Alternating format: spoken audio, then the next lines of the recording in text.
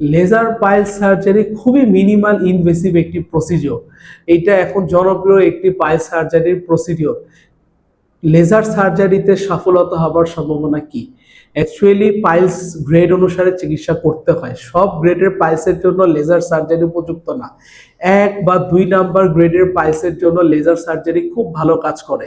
আপনি সাথে যদি লাইফস্টাইল মডিফাই করেন, পরবর্তীতে হওয়ার সম্ভাবনা কম। কিন্তু 3 আর 4 নাম্বার স্টেজের জন্য আসলে লঙ্গো বা মিলিগান মর্গান প্রসিডিওরটা ভালো সুইটেবল। এক্ষেত্রে লেজার খুব একটা ভালো ফ্রুটফুল ইফেক্ট ফেলতে পারে না।